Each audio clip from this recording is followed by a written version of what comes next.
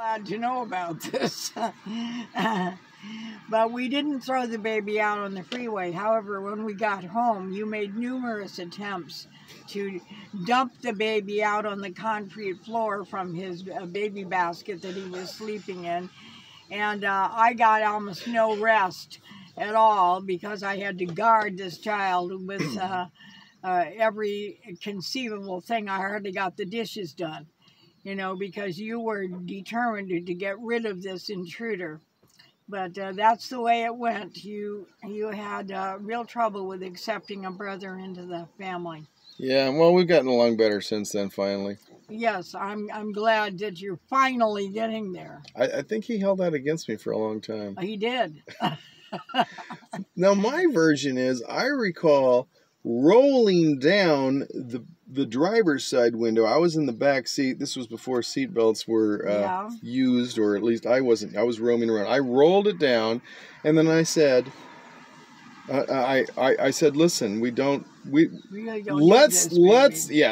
let's take care of this before you get real attached. We're on the 10 freeway. Yep. You don't have to do a thing. Just hand him to me. I've already got the window down. That's all it's going to take. You won't get any more attached. I realize you've enjoyed your pregnancy very much, you know, and but you know, this thing's gone far enough. That's pretty much what I thought I communicated. That's possible. I do recall rolling down that window. I wasn't going to depend on the back window. Okay. All right. All right. That's entirely possible. All right. So I was up front. I wasn't. Yeah. Roger was the sneaky one, not me. Roger was the sneaky one. Really? Well, yeah, he stowed away, didn't he? You all did that kind of thing. But Roger was really little. Yes, he stowed away several times, and once it almost cost his life. Yeah, at the Unimart. Yes. In Dad's Corvette. Yes. That was the same Corvette. That was the first time I drank a beer. Oh my goodness. It's lovely. Hello. Hi. How are you? Good. How are you doing? I'm doing good. My mom's here, and I'm just kind of recording some memories and stuff, and that's really cool that you called. I imagine you've got some updates. I texted you. Don't know if you got. I haven't seen them yet. I didn't notice it, but yeah, I'm using two different phones here, doing this little interview of Mom and some of her experiences and stuff. But yeah, what's up? Heather is looking for you. She's looking for me, but she hasn't called me. Well, you know what? This phone doesn't always ring. To tell you the truth, it was quiet, and I just happened to, it's in front of me, and then I saw, you know, it said incoming call and your name on there. Okay. So I just want to let you know, I text all the information. Also, I did text Grandma. I don't know if she is able to receive the texting. And so you have all the information that you need. All right, I appreciate that. Thank you. All right, and I hope you guys have a great day, and I hope you have fun in interviewing your mother. You're on it now. All right. Okay. Thank you. I appreciate it. Bye. Bye. I don't have anything in here. Oh, let me see if I do real quick. Yeah, here's the text. I don't know what number she has. Maybe she doesn't have the right number. Well, anyway, I can forward it to you because I've got it here. Okay, well, let's find out what's happening with Heather. Well, not right now. All right. I'll look on this a little bit. Okay. Anyway, so we're using this phone here for the recording. Okay, so, all right. Oh, I was going to tell you the first time I had a beer, but this is not the first time I got drunk. When was the first time I got drunk, Mom? I don't. Oh, you were about 15 months old. 15? I thought I was 3 years old. I was 15 months. You were a baby. Yes, your father and I had the habit of having a small glass of wine once in a while at that time. and I was fixing dinner, and you were apparently thirsty, and you saw my little glass of wine sitting on a coffee table, and so you picked it up and downed it. It was all gone, and I turned around, I saw it was gone. And shortly thereafter, you began to stagger around and got very aggressive and strange. Aggressive? I think you can ask just about anybody that I'm a very nice person when I'm drunk. Well, by aggressive, I mean you had to have your way. And you decided you were going to climb up in the closet and get something on the shelf. Now, you're just really a baby. And so I don't know. I think we can characterize that as adventurous or uninhibited. You were definitely uninhibited, but you were also very determined. Oh, there determined, was okay. no way to dissuade you from doing whatever you had in mind and getting. So you were climbing, and I had to try to keep you from killing yourself because you managed to find a way to climb up inside this closet that was really adjacent to the living room. It's probably a coat closet. Yeah, it was when we lived in the little court of Gary Avenue. Right. You were just a baby, but I of course realized that you were thirsty, and so you just saw something to drink and you drank it, but that was enough to make a baby quite drunk. I don't remember that. I must have been a blackout drinker back then. Normally, I don't think I have that issue. You never passed out, but you certainly had a personality change. Well, Dad and I were in his convertible Corvette, cruising down the freeway, probably with his no hands, which is something I do. Not drinking, but he was driving with his knee. I do that still. Although I'm not drinking horrible. alcohol, I play the drums. I do all sorts of things. Well, that's a good way to have your wife ask you for a divorce, because your father did that one night when we were out. You drove 110 miles an hour on the 10, and our little children at home, we had no will or anything, and I thought, good Lord, what if something happens to us? We have no provision for our children, and I'm not ready to die yet and leave my young family. Right. All three of you were at home with Jeannie. Well, you got a thing about it going 110 though. I mean, it was 110. You and we were coming back from Santa Maria over Harris Grade in my El Camino, 68 El Camino. I was doing 110, blasting Black Sabbath, and you threatened to jump out of the car. I wanted to die. So you weren't concerned about the same issues going 110 that time. No, but you guys were not babies at the time. Oh, okay. All right. You figured I could fend for myself at that point. And I can't listen to that garbage. Oh, my mom doesn't. You know that I was talking with Ronald recently, and I said, well, because we talked. Well, we went and we played guitars and did some singing and stuff, and I mentioned, he hasn't gone to like to karaoke with me or anything, but. Maybe we talked about whose music I like to do, and so I said, Led Zeppelin, Robert Plant, and Black Sabbath, Ozzy Osbourne. And Ronald said, David, I think the greatest vocalist of all time is definitely Ozzy Osbourne. And Paul would agree to probably that. I know it's a lot of rocket as far as I'm concerned. I like beautiful things, and that's screaming stuff I don't like. Well, I have sent you on YouTube probably my favorite song, which is Wachet auf, ruft uns die Stimme by Johann Sebastian Bach, right? And I started listening to Handel when I was 4 years old, right? And all kinds of others too, like Puccini. You knew Madame Butterfly all the way through. You knew what was happening. It was depressing. Opera. I didn't like that. I liked the water music by Handel. Oh yeah. I can still have a story. I still remember lying on the living room floor and looking at the album cover of the water music. Yes, and it's very beautiful music. So is Puccini, but there was a story that was tragic in Puccini. Right. Okay, so let me see what else was going on back then. Oh, I started reading the Bible when I was 4 years old. That Golden Bible. I have a lot of memories then. That's when I decided I wanted to have. You think I said 6 wives? I thought it was 8. I've settled on 7 because it goes along with a Black Sabbath song that I rewrote. Well, you told me 6 wives. Okay, all right. Well, when my first marriage, she said we should have 8 children. I think she changed her mind about that. Yeah, She did. she said, I didn't know that. Yeah. Well, she was also started selecting additional wives because they taught us about polygamy and that it would be an eternal principle.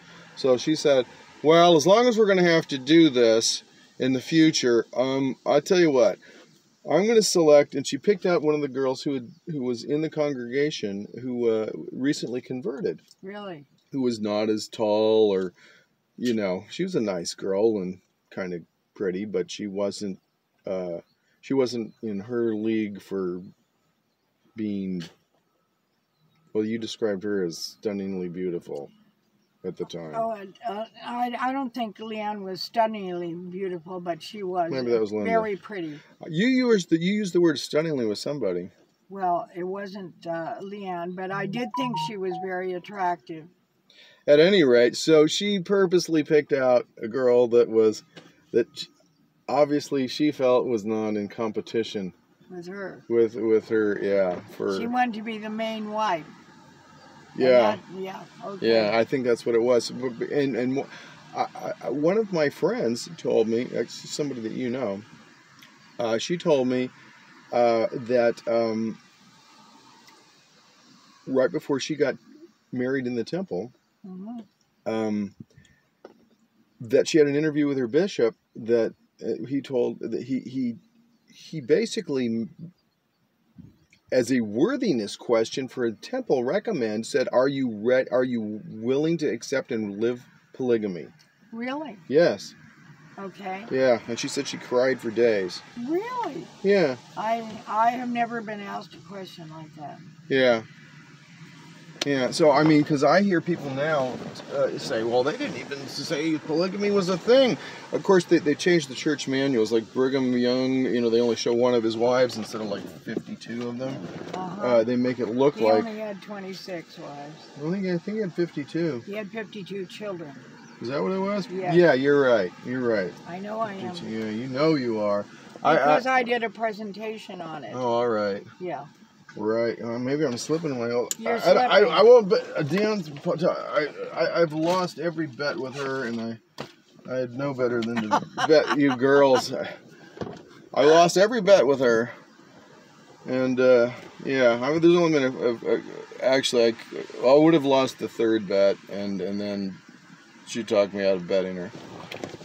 And she was right again. I was sure I was right. Yeah, I know you're a numbers man, but sometimes you get your numbers mixed up. Yeah, well, there was a 52. Okay, 52 kids. 52 children, 26 wives. Hey, Siri, how many wives did Brigham Young have? Here's an answer from Wikipedia.org. LDS Church President Brigham Young had 51 wives. Oh! 6 children by 16 of those wives. Oh! Oh, you did not nail it according to Wikipedia. They said 51. I was giving a talk and I got it out of the manual. Well, apparently they didn't count a few that Wikipedia is counting. They were hiding something from me. They were hiding something. Yeah. Speaking of hiding something, this is almost an exact replica of the seer stone that they said that Joseph Smith was using in the Peter Whitmer home to recite the pages of the Book of Mormon for a portion of it. It's a very beautiful stone. I can see how he was mesmerized. How about this stone? This started off white, and I put some indigo splat hair dye on it, as I've indigoed a bunch of stuff. Some of these stones here. It looks like a petrified egg. Wait, people need to see some of this stuff. All right, check this thing out. This is my organite pyramid with, I think that's tanzanite in there. My hand is, yeah, I got problems. Okay, and then here's my labradorite one. So these are supposed to, and here's some crystal balls I got. These, you know where I got these crystal balls in seer stone? No. Dave's Health and Nutrition in Salt Lake City. All right. Yep, in Midvale, actually, yeah. So these are my cool little decorations. Hey, you got to make a house a home, right? All right. get that out of the way. All right, there we go. All right, people, we've seen some. Oh, which way did I have this? We're gonna be upside down the rest of the interview if I do it wrong. Okay, I've got it right because I remember that thing was in my way. All right, so some of these. So maybe we should. Okay, some more unique things, more spiritual experiences, those kind of things. We were on a. So there we are, going. I don't know how fast we're going. I do remember seeing Dad go 110 because I was in the back of the convertible thing, you know, or not totally in the back because it held the roof, but you could kind of wedge back there. You could go all the way back. Okay, scam like we don't want to scam. And so I was sitting next to him in the other seat, and a cop is coming up. He's drinking a beer, a 7-ounce Coors. Instead of the 12 ounce, these were these mini beers. Maybe that was his policy when driving. He hands it to me. He hands it to me. He goes, "Here, there's a cop there. There's a cop here. Take my beer." And I drank it. It was a Coors. A Coors, yeah. 7-ounce Coors, and I downed that thing. And I was 7 years old. And, yeah, I tell you. But you taught me to drink in moderation. I think that was a good thing. We'd have Paul Masson Cabernet Sauvignon with dinner or Paul Masson Burgundy. Those are the ones I liked. I didn't like any white wines. I still don't. I don't think I ever learned to do it. I knew that they were recommended with certain things like fish and so forth. And so I tried them and did not get converted to them. All right, very good.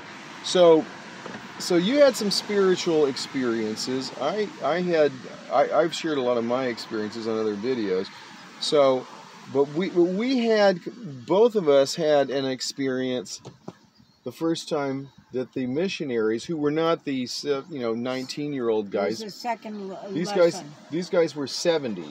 Yeah. Which at that time there were a lot of 70, not just the first 7 quorums or whatever that they've got now, right? Okay. Yeah, which was basically mean you're going to be stuck teaching gospel essentials for the rest of your life. I mean, it was a lifetime missionary call. It still is, except for they just don't issue that to so many people anymore, right?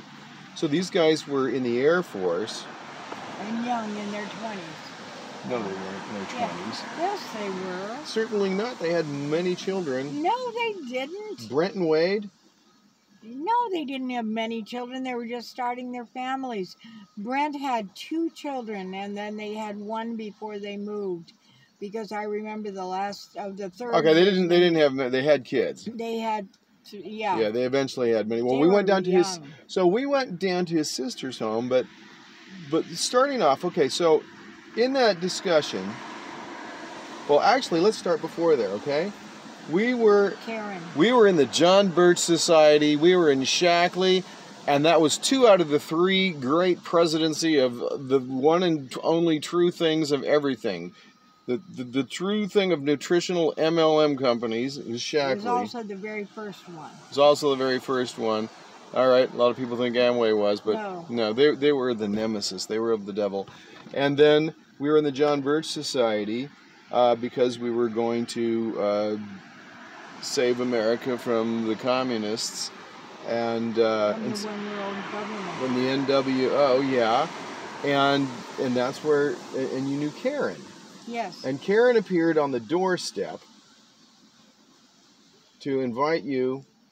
I invited her in, and she came in. And she had her little boys with her. Mm-hmm. This was right after the sacrament meeting. In those days, they had a split thing. They had sacrament separately in the afternoons, and so she came with her 2 little boys, dressed beautifully for church, and she said she had come with an invitation, and so.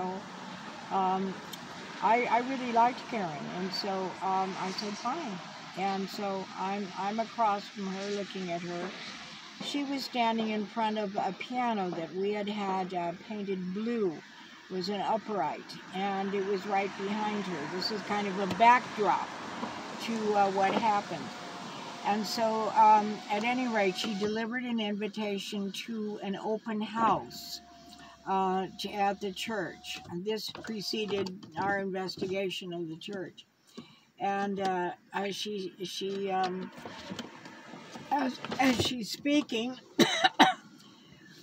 I saw something that I've only seen 3 times in my life, and this was the first one.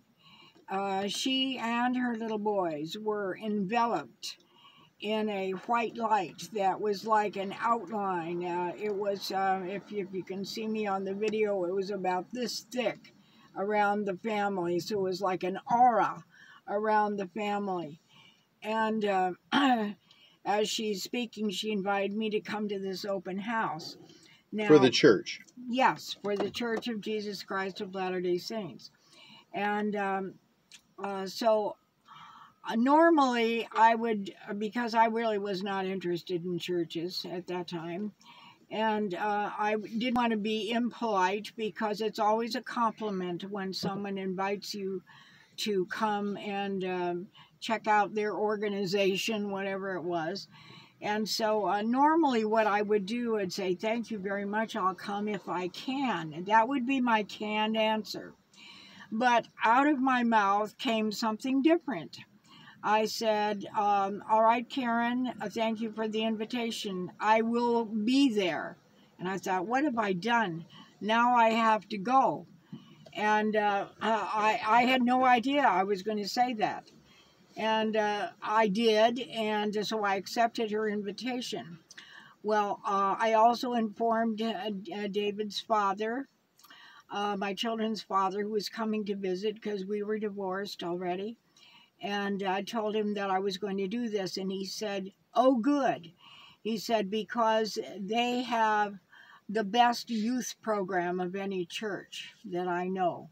And you and the boys need a church, so I'm glad you're going. And not only do I want you to go, but I want you to join this church. And he said, in fact, I will also go with the children. So he did come and visit us that weekend, and he did take the boys. And always when he came, I had to clean the house furiously because they were gone and I would be undistracted. So I did all my cleaning, and by the time I was cleaned up myself, it was 4 o'clock in the afternoon when I arrived at this open house. And so I went in, and I found it to be very interesting. Mm-hmm. And so I walked around and saw some things, and I was sad I hadn't come earlier because I liked what I saw. And so they're turning out the lights. It's 5 o'clock, and I'm the last one to leave, and I saw a table with what we called tracts in those days, T-R-A-C-T. There were little pamphlets with information on various things in the church, and they had maybe 8 or 9 of these laid out on the table. And so I picked up one of each because I hadn't had time to investigate all the things I wanted to that were on display. They had videos, and not videos, they had movies or slideshows or whatever they had, and all kinds of things going on in different rooms. And I had arrived too late to see the whole thing. So the lights are going out, and I'm ready to walk out the door with these pamphlets in my hand. And a voice came out of the shadows to me. A voice in the shadow. Well, because I didn't see any people. Mm-hmm. And so the voice said, Janet. I turned around, and out of the shadows stepped Forrest Brent Hale. And so I knew him from Shackley. He was like in a cousin group, and so when we had a large gathering of any kind, he would be there, and that's how I knew him.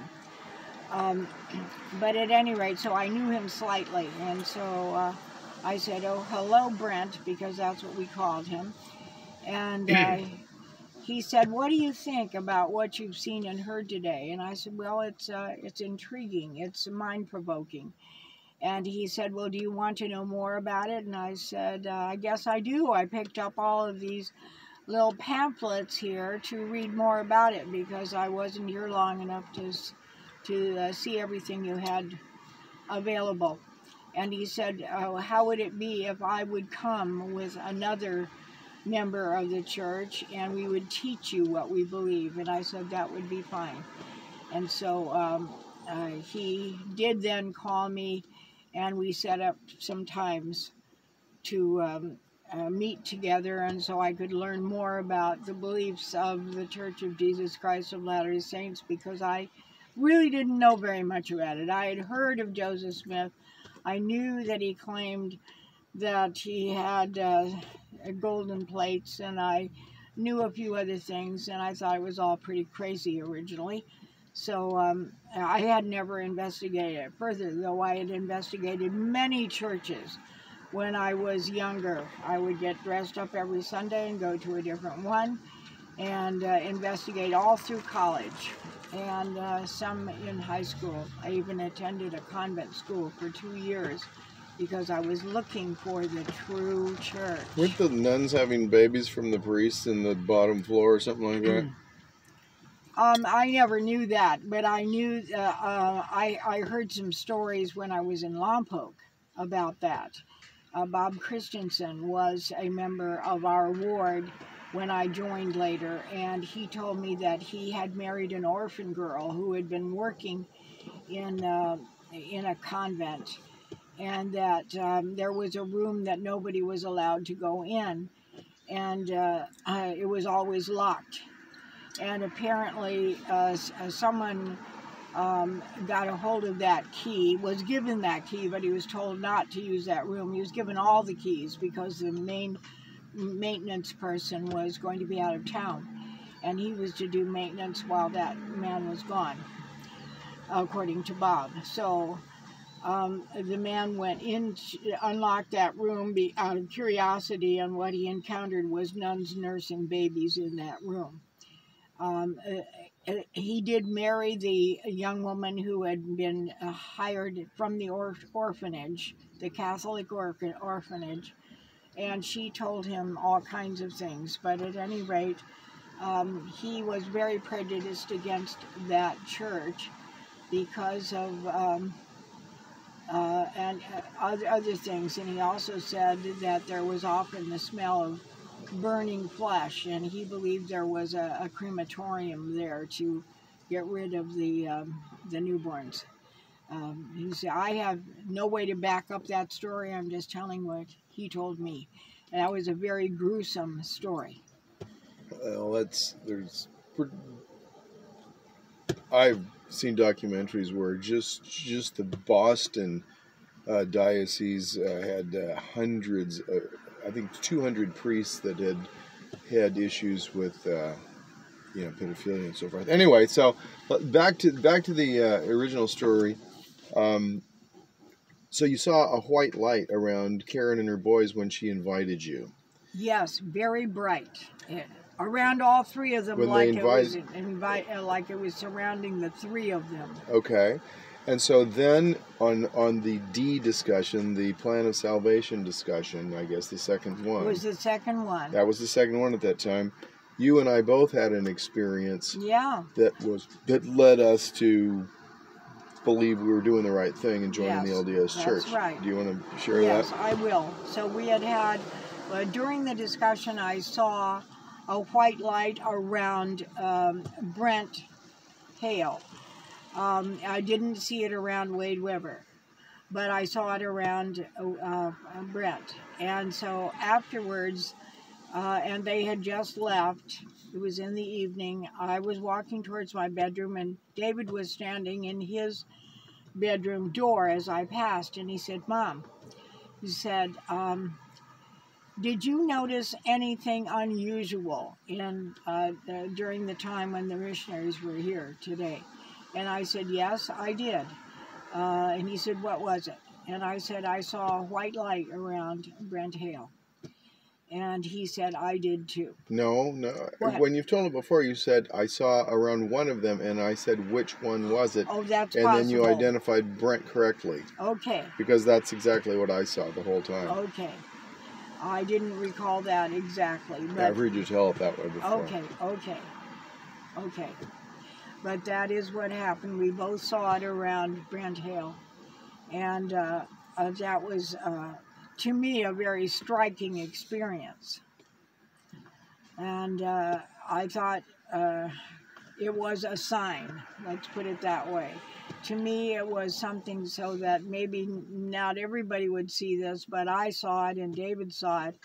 And I felt like we were being told that it was like a ratification of what we had heard, that it was true, because I did have an interest when I was much younger of finding the true church, because I knew I wasn't in it. I didn't grow up in a church that had a doctrine that I could believe, as I never could imagine that it would be true that the Father, Son, and Holy Ghost were one person. That made no sense to me. And by the time I was 13 years old, I had discarded that as a possibility. And at any rate, I wanted to know what was true, and I wanted to live what was right. And so when I saw the white light around our stake missionary, that made a big impact on me, and it did on David as well. Interestingly, my story with that has some similarities, except for I reached conclusions a little earlier than you did. You I did. guess. You went to the convent school and weren't too impressed, etc. I started reading that Golden Bible when I was 4. I wasn't real impressed with the character of the Jewish God because he was pretty ruthless. And by the time I remember in first grade when we moved to the East, during the divorce, etc., and your illness, when I was about to go to school one day, I said, what am I going to tell the kids about religion? And you said, tell them you're a Unitarian. And I thought, and I asked, do I have to wear a little hat? I thought I had to wear like a white yarmulke. And then you said, no, you'll be just fine. But anyway, I began questioning this little Catholic boy in the restroom. The whole school was an indoor thing. We both went to the restroom at the same time. I started asking him these questions. Eventually, the teacher came out there and was like, What's happened? Going on? Yeah, he was telling me about, I was asking him every question in the book about his religion. And, he was telling me about purgatory, etc., and I was trying to get it all figured out. I was very concerned because on November 22nd, 1963, I was on our Naugahyde sofa by myself, viewing JFK in the procession, and I watched him get shot, and I was traumatized. Yeah, everyone was traumatized. Yeah, I was 4 years old watching the President of the United States, and I watched him get shot. I was actually there with you, David, because I was just home from the hospital from giving birth to Roger. That's where I was when I learned. Okay. So we were together. So I became very concerned about death at that point. And then when we were in Maryland, as I was discussing, Mrs. McLean next door died. And I was very, very upset about that. The whole concept, not that she and I were buddies. I'd shoveled her the snow out of her driveway one time, which is pretty cool for a 6-year-old. But I was distraught about the whole death thing. And, so I was interested in religion. And I recall as a third grader, I asked you to take me to